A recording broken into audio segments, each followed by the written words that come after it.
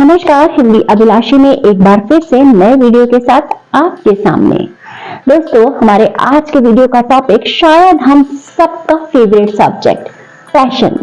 Fashion हमारी जिंदगी में बहुत अहम भूमिका निभाता है। फैशन का नाम ले और फ्रांस का जिक्र ना हो, क्योंकि ऐसा माना जाता है कि फैशन की शुरुआत यहीं से हुई थी और महिलाओं के लिए तो एक फैशन में बहुत बड़ी क्रांति भी फ्रांस से आई थी। फ्रांस के एक महान फैशन डिजाइनर ने कहा है कि फैशन कोई अश्लीलता नहीं, लग्जरी है। प्यारा सा कोट है कोको शैनल का। शैनल एक लग्जरी ब्रांड है।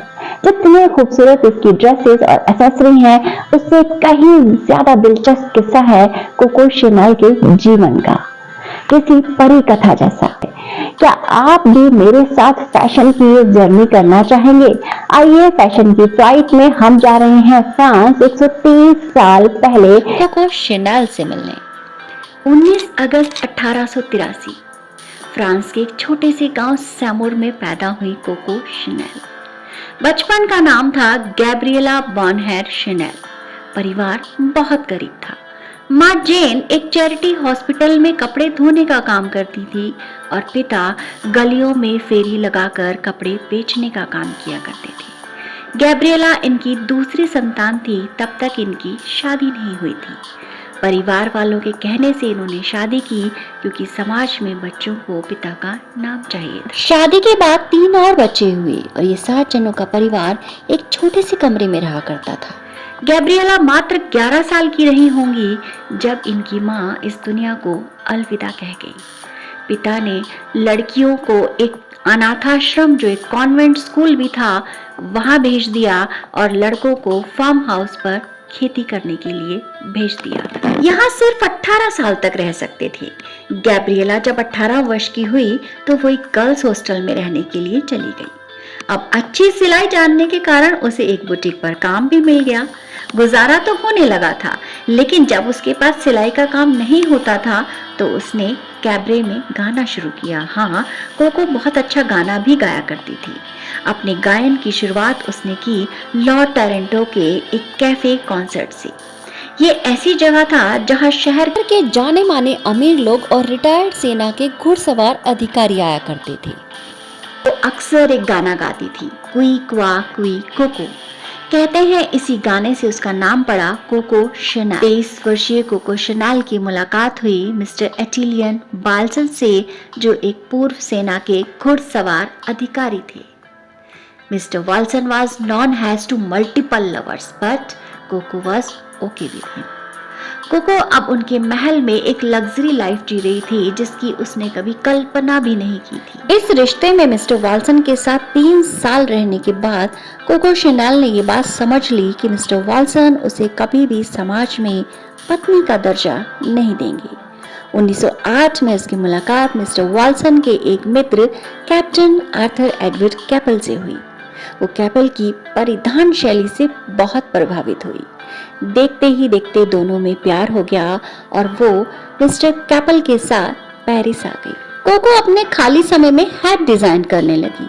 उसके बनाए हैट्स लोगों को बहुत ज्यादा पसंद आ रहे थे, क्योंकि ये हल्के, आरामदायक और आकर्षक थे।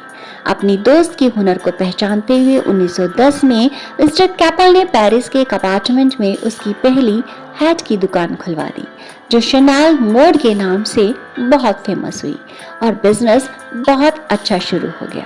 कोको की पहचान एक ऐसी फैशन डिजाइनर के रूप में होने लगी थी जो फैशन में हर रोज नया बदलाव कर रही थी। 1913 में अपने दोस्तों की मदद से डाउविल में एक प्राइम लोकेशन पर कोको ने अपना पहला बुटीक खोला, शैनल। कोको ने जर्सी कपड़े का इस्तेमाल करते हुए महिलाओं के लिए खेल के परिधान बनाए। जर्सी कपड़ा उस वक्त मर्दों के अंडरवियर बनाने में प्रयोग किया जाता था। कोको को एक बात बहुत परेशान करती थी कि मर्दों के कपड़े औरतों के कपड़ों से ज्यादा आरामदायक हैं। खूबसूरत दिखने के चक्कर में औरतें टाइट कॉर्सेट और पेटीकोट पहनती हैं, जिसे सारा दिन पहनकर रखना मुमकिन नहीं है। फैशन की दुनिया में एक बड़ी क्रांति आ गई जब कोको शैनल ने औरतों के लिए भी मर्दों जैसे कपड़े डिजाइन किए। पहला शैनल सूट, ट्राउजर्स और जैकेट्स बनाए। इस क्रांति के लिए कोको शैनल को एक लाइक तो बनती है। कोको का बिजनेस अच्छा चल रहा था कि अगले साल 1914 में प्रथम विश्व युद्ध शुरू हो गया। महिलाएं अब फैशन छोड़ कारखानों में काम करने लगी थी। ऐसे में कोको शैनल द्वारा बनाए गए ट्राउजर, सूट्स, जर्सी कपड़े की जैकेट्स, लॉन्ग कार्डिगन्स, छोटे बालों के फैशन महिलाओं में बहुत ज्यादा पसंद किया जाने लगा। व्यापार तो अच्छा चल ही रहा था। मिस्टर कैपल के साथ उनका प्यार भी आगे बढ़ रहा था। डाउविल के फैशनेबल रिसोर्ट में दोनों ने बहुत सा समय साथ बिताया। लगभग 9 साल तक चले इस लंबे रिश्ते के बाद मिस्टर कैपल ने भी उसके साथ वफा नहीं की।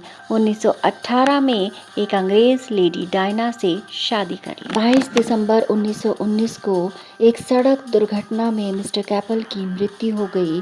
कोको बहुत दुखी हुई। मिस्टर कैपल को खोने में मैंने अपना सब कुछ खो दिया।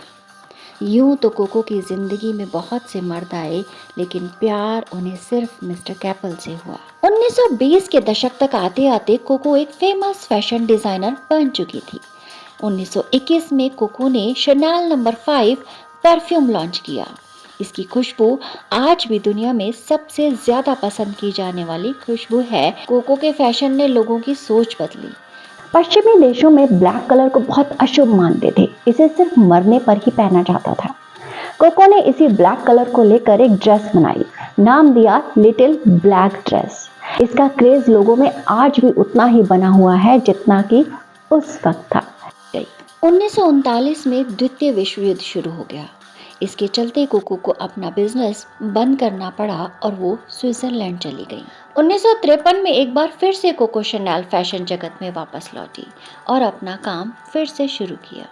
होटल रिट्स के एक कमरे को ही उन्होंने अपना घर बना लिया था, जहां उन्होंने लगभग 30 साल बिताए थे। अपने जीवन के अंतिम दिनों तक उन्होंने काम किया। मरने से एक रात पहले अपनी नौकरानी से कहा, "You see, this is how you die." 10 जनवरी 1971 को कोको इस दुनिया को अलविदा कहकर उस दुनिया में चली गई। कोको शैनल ने इतने सारे बदलाव करके महिलाओं के जीवन को बहुत आसान बना दिया। हम उनके सारे संघर्षों को तो नहीं याद कर सकते इस वीडियो में, लेकिन एक लाइक देकर उन्हें सम्मान जरूर दे सकते हैं।